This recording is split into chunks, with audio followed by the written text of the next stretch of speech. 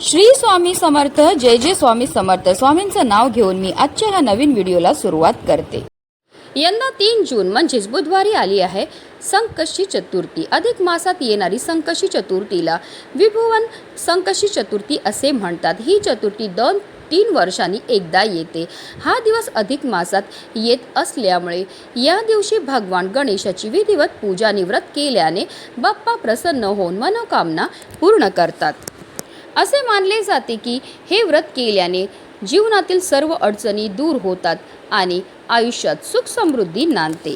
धार्मिक मान्यतानुसार देवी पार्वतीने प्रथम आपल्या पुत्र गणेशाच्या दीर्घायुष्यासाठी आणि कल्याणासाठी संकष्टी चतुर्थीचे व्रत केले होते. तेव्हापासून हे व्रत बालसुख, मानसिक शांती, यश आणि अडथळे दूर करण्यासाठी विशेषतः फलदायी मानले जाते.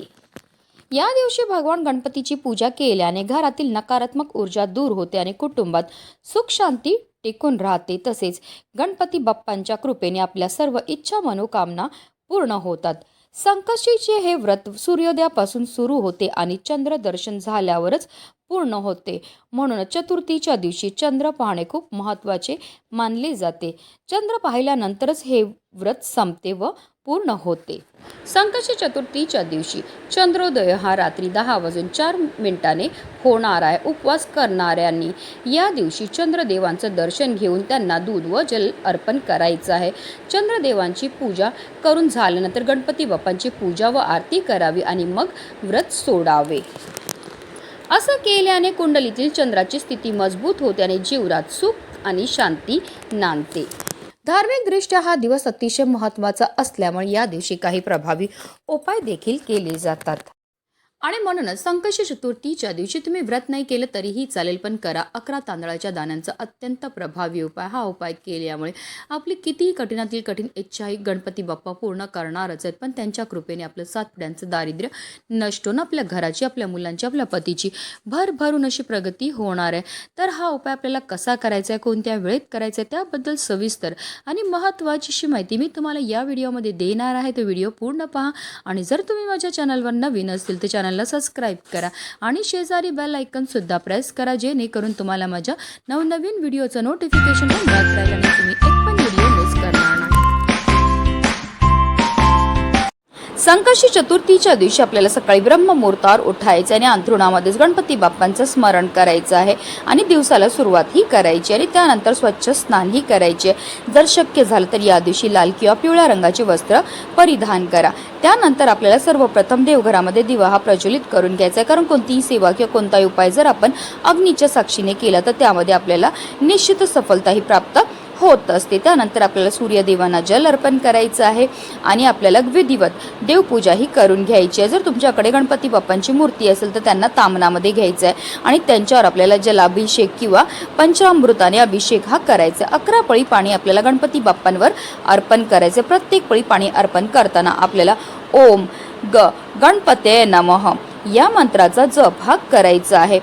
आणि त्यानंतर गणपती बाप्पांच्या मूर्तीला स्वच्छ पुसून पुन्हा त्यांच्या स्थानावर ठेवायचे. गणपती बाप्पांना हळद, कुंकू, अक्षदा, धूपदीप, अगरबत्ती दाखवून घ्यायची आहे. त्यानंतर जे तीर्थ आपण तयार केलेलं आहे ते आवर्जून आपल्या मुलांना प्यायला द्यायचं. असं हे गणपती बाप्पांना जलाभिषेक केलेलं तीर्थ आपल्या मुलांना प्यायला दिल्यामुळे त्यांच्या बुद्धीमध्ये बऱ्याच प्रमाणामध्ये वाढही होत असते. त्यानंतर गणपती बाप्पांना आपल्याला जास्वंदाचं फूल अर्पण करायचं आहे. त्याचबरोबर दुर्वाची 21 दुर्वांची जुडी आपल्याला अर्पण करायची. ही जुडी अर्पण करताना आवर्जून आपल्याला आपल्या मनातली इच्छा बोलून अर्पण करायची आहे.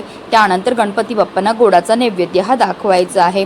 तुम्ही लाडू, मोदकचा नैवेद्य दाखवू शकतात किंवा अगदी तुम्ही गुळ खोबऱ्याचा नैवेद्य दाखवला तरीही चालणार आहे. दिवसभर आपल्याला व्रत करायचं आहे. संकष्टी चतुर्थीच्या व्रत कथेचं पठण किंवा श्रवण करायचं आहे. रात्री चंद्र उगवल्यानंतर आपल्याला चंद्राला जल अर्पण करायचं आहे, फुले अर्पण करायची आहेत आणि त्यानंतर आपल्या मनातली इच्छा बोलायची आहे. असं केल्यामुळे आपल्या घरामध्ये सुख समृद्धी राहते. त्या सर्वात पहिला उपाय जो आहे तो आपल्याला दिवसभरामध्ये कधीही करता येणार आहे. ज्या मुलामुलींचा विवाह जुळण्यामध्ये समस्या येत असेल, कुंडलीमध्ये मंगळ दोष असेल, विवाह जुळण्याचे योग हे जुळून येत नसतील किंवा जुळलेला विवाह तुटून जातो, विवाहामध्ये विलंब, त्या मुलींनी आवर्जून हा उपाय स्वतः करू शकतात किंवा त्या मुलींकरता हा उपाय त्यांच्या आईवडिलांनी केला तरीही चालणार आहे. हा उपाय करण्याकरता आपल्याला 11 तांदळाचे दाणे हे घ्यायचे. जे तांदळाचे दाणे आपण घेणार ते व्यवस्थित पाहून घ्यायचे. ते अखंड असावे, कुठेही तुटलेले फुटलेले किंवा खराब झालेले नसावे.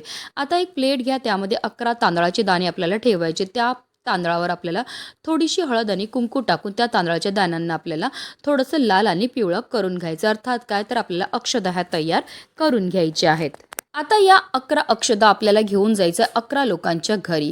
त्यांच्या घरी गेल्यावर आपल्याला त्यांच्या देवघरामध्ये असणाऱ्या गणपती बाप्पांजवळ जायचं आहे. बाप्पांजवळ गेल्यावर आपल्याला एक अक्षता आपल्या उजव्या हातामध्ये घ्यायची आणि ती अक्षता जी आहे ती आपल्याला गणपती बाप्पांच्या डोक्यावर टाकायची आणि बोलायचं आहे, ज्याप्रमाणे तुझ्या डोक्यावर मी अक्षता टाकत आहे त्याचप्रमाणे माझ्या डोक्यावर सुद्धा अक्षता पडू दे. माझा विवाह जुळण्याचा योग जो आहे तो फारच लवकर जुळून येऊ दे. अशा रीतीने आपल्याला 11 लोकांच्या घरी जायचं आहे आणि 11 वेळा ह्या गणपती बाप्पांवर आपल्याला अक्षता टाकायच्यात.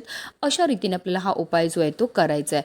आता जर काही कारणास्तव तुम्हाला 11 लोकांच्या घरी जाऊन हा उपाय करणं शक्य नसेल तर तुम्ही 11 गणपती बाप्पांच्या मंदिरामध्ये जाऊन हा उपाय जो आहे तो करू शकतात. याच पद्धतीने आपल्याला मंदिरामध्ये ह्या अक्षता घेऊन जायचं आहे.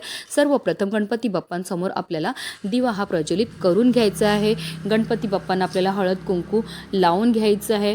तिथे आपल्याला धूपदीप अगरबत्ती लावून वातावरण प्रसन्न करायचं आणि त्यानंतर आपल्याला एक अक्षता घ्यायची. ती अक्षता आपल्याला गणपती बाप्पांच्या डोक्यावर टाकायचं आणि म्हणायचं, ज्याप्रमाणे तुझ्या डोक्यावर मी अक्षता टाकत आहे त्याचप्रमाणे माझ्या डोक्यावर सुद्धा अक्षता पडू दे आणि माझा विवाह जुळण्याचा योग जो आहे तो फारच लवकर जुळून येऊ दे. प्रयत्न करून ज्या मुलींच्या विवाहामध्ये अडचणी येत असेल त्यांनी जर स्वतः हा उपाय संकष्टी चतुर्थीच्या दिवशी केला तर त्यांचा विवाह जुळण्याचा योग जो आहे तो फारच लवकर जुळून येतो. कारण संकष्टी चतुर्थीच्या दिवशी गणेश तत्व जे ते नेहमीच्या तुलनेमध्ये एक सहस्त्रपटीने जास्त कार्यरत असतात आणि जेव्हा असा हा उपाय आपण मंदिरामध्ये जाऊन करतो तर त्यामुळे आपल्याला केलेल्या उपायाचं अतिशीघ्र फळ हे प्राप्त होत असतं.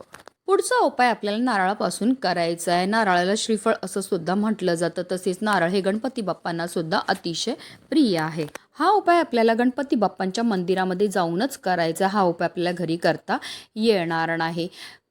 ज्या घरामध्ये वारंवार भांडणं होत असतील, कलह होत असतील, नवरा बायकोचं पटत नसेल, आलेल्या घरामध्ये पैसा टिकून राहत नसेल, संकट एका पाठोपाठ येतच असतील तर त्यांनी आवर्जून हा उपाय जो आहे तो संकष्टी चतुर्थीच्या दिवशी करायचा आहे.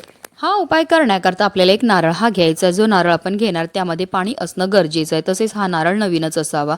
अगोदर पूजेमध्ये वापरलेला नारळ आपल्याला या उपायामध्ये घेता येणार नाही. आता हा नारळ घ्यायचा. त्या नारळावर आपल्याला 21 दुर्वांची जुडी ठेवायची आहे. एक लाल जास्वंदीचं फूल सुद्धा ठेवायचं. तसेच आपल्या यथाशक्तीप्रमाणे आपल्याला दक्षिणा सुद्धा ठेवायचे. तुम्ही 11 रुपये, 21 रुपये, 51 रुपये कितीही रुपये हे ठेवू शकता. त्याचबरोबर त्या नारळावर आपल्याला एक लाल कलाव्याचा धागा सुद्धा ठेवायचा आणि असा हा नारळ घेऊन जायचा आपल्याला आपल्या घराजवळ असणाऱ्या गणपती बाप्पांच्या मंदिरामध्ये. आता मंदिरामध्ये गेल्यावर सर्वप्रथम आपल्याला गणपती बाप्पांसमोर दिवा प्रज्वलित करून घ्यायचा. गणपती बाप्पांना हळद कुंकू अक्षदा धूप दीप अगरबत्ती दाखवून घ्यायची. गोडाचा नैवेद्य सुद्धा अर्पण करून घ्यायचं. त्यानंतर जो आपण नारळ घेऊन गेले त्याची शेंडी जी आहे ती आपल्याला गणपती बाप्पांच्या दिशेने ठेवायची. त्या नारळावर आपल्याला 21 दुर्वांची जुडी ठेवायची. एक लाल जास्वंदीचं फूल ठेवायचं. यथाशक्तीप्रमाणे दक्षिणा ठेवायचे. तसेच आपल्याला एक लाल कलाव्याचा धागा सुद्धा ठेवायचा आहे. आणि असा हा इच्छापूर्ती नारळ जो आहे तो आपल्याला आपल्या मनातली इच्छा व्यक्त करून गणपती बाप्पांच्या चरणावर अर्पण करायचे. तुमची जी पण इच्छा असेल घराबद्दल, मुलांबद्दल, नोकरी, व्यवसाय, पतीबद्दल जी पण इच्छा असेल ती आपल्याला मनोभावे बोलायची आणि हा नारळ जो आहे तो आपल्याला गणपती बाप्पांच्या चरणावर अर्पण करायचं. संकष्टी चतुर्थीच्या दिवशी जो भक्त गणपती बाप्पाच्या मंदिरामध्ये जाऊन हा उपाय करेल त्याच्या सर्व अडचणी, सर्व संकट साक्षात गणपती बाप्पा दूर करतील. त्याचं 7 पिढ्यांचं दारिद्र्य नष्ट होऊन कितीही कठीणातील कठीण इच्छा ही साक्षात गणपती बाप्पा पूर्ण करणार आहेत. म्हणूनच व्हिडिओ जास्तीत जास्त लोकांपर्यंत शेअर करा जेणेकरून प्रत्येकाच्या आयुष्याचं कल्याण हो हीच मनामध्ये इच्छा. गणपती बाप्पा मोरया.